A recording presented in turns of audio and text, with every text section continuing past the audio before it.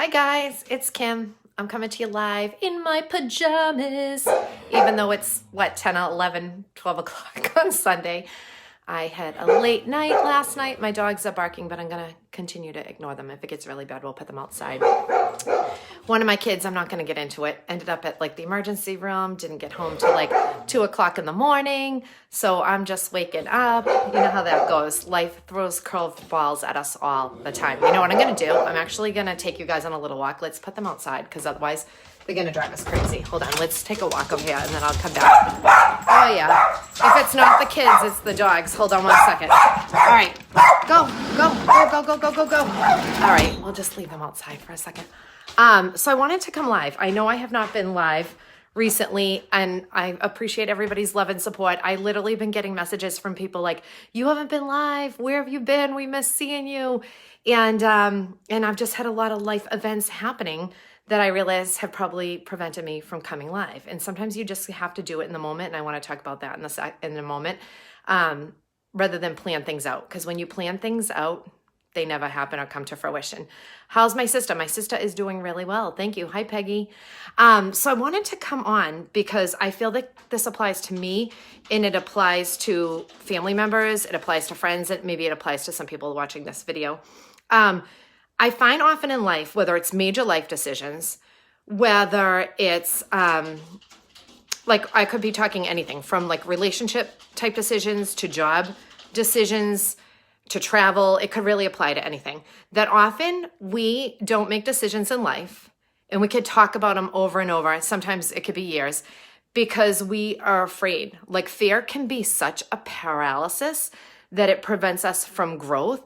And I think it's super important to note that because as you guys know, I'm always like, life's too short, right? YOLO, you just got to go for it. But even myself, I can find myself in these situations where I can remain still for so long that I'm not growing. So, I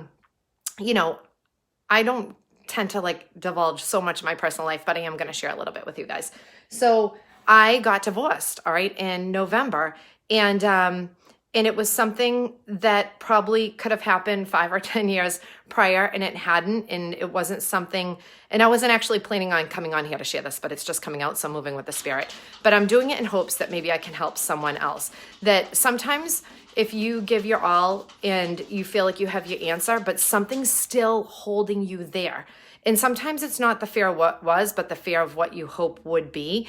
And when you can kind of come to terms that the situation isn't going to change, if you can find it in you to recognize that. A big part of growth in life is just recognition and awareness of what's actually going on, what's preventing you from making a decision or why you are making a decision. All right, it's just awareness. That's the first step. So thank you, Kathy. I appreciate it. So I did something and I decided to do that because I realized that fear had been keeping me in the same spot for so long. And then you come in touch, and this might sound morbid to some people, with your own mortality. And for me, that's been present in my life just because my parents, I'm approaching the age they were when they passed away. They were 50 and 53, and I'm 48. And I was like, you know what? Life is short. I had to come to acceptance with where I was at in my situation. Thank you, everyone. And realized that it was time for me as a person to grow because I knew I wasn't supposed to stay where I was at. I knew I had to make change in order for me to continue to grow and live out my purpose here. All right. So I took action and I did just that. And I'm not saying it's easy because it took me years to get to that point. But that can be true in a career too. Or you have an idea to do something new or different and you're afraid. But what I've realized over and over and over is that success or growth is outside your comfort zone. When you stay where it's comfortable in what you know, nothing changes. Everything remains exactly the same. And sometimes it's baby steps. It's one decision, one day, all right? Not a major thing that's going to change overnight, but taking one step to get you to the next place. And knowing that a lot of people, let's be honest, it's not talked about publicly, anxiety, stress, depression, but a lot of Americans, and I'm so glad mental health is becoming more public and that people are willing to talk about it so we can help each other. But that can also be a paralysis. And what you don't realize, I just saw this graphic that was so awesome about anxiety. It was like this little iceberg coming out of the water, and underneath everything you couldn't see under the water, it was all the anxiety and the stress and the depression. And then the little part above the water was this little smiley face. And, somebody asks you, and I tell this to my students all the time, how are you? And you're like, good, because that's automatic. That's what we do, right? We say, I'm good, I'm fine. When in reality, anyone can put on a smile and say, even if we look at people, over time, whether it's someone we personally know or someone in the public eye that's taken their life and committed suicide, often people will be like, how the heck could that happen? Because this person seemed like they were okay, like they were making other people laugh, they were smiling, but that was just the part that we could see. We couldn't see everything else. And they were just being kind of socially, politically correct or whatever by saying, yes, I'm fine, because most people aren't going to start getting into, well, let me tell you what's really going on, right? They're just trying to get by in their day. So I guess I'm trying to say a couple things, because you guys, my brain's really interesting how it works. So I guess I'm trying to say, one, recognize, and it's okay if there's things that you want to change, that fear is what can paralyze you, and just recognize that. Because when you can recognize that, that's part of the process and the first step of moving forward. And two, what's one baby step that you can make in order for change to take place? I'm not saying it's going to happen overnight. And the other thing is that, and I wish I could see the title of what I titled this because I can't remember, but it's that let's all just grant each other a little grace, all right, and love and hope. And because we often, like I said, we don't realize that anxiety and depression and low self-esteem and all these things like dictate us from growing as people, right? So let's be a little bit more open. Let's offer each other a little bit more empathy. And especially in this day of what's going on in this world, politically, the culture that we're living in, we don't all see eye to eye. But the thing that saddens me most is that people are starting to have a lack of respect for one another. We might not understand someone or what they're saying or what they're doing, okay? But we also have no idea of what's going on, excuse me, underneath the iceberg, all the stuff that we can't see, all right? Because that's usually what's the part that needs to be addressed. All we can see is the part above the iceberg and someone putting a smile on their face and saying hi and that they're fine and that there's so much more going on than just that. But part of that is survival for the person, okay?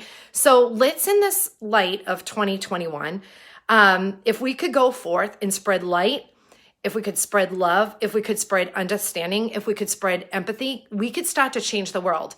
And even before we can do any of that, if I could encourage you, and I hope that this is not ignorance on my part, shut the TV off.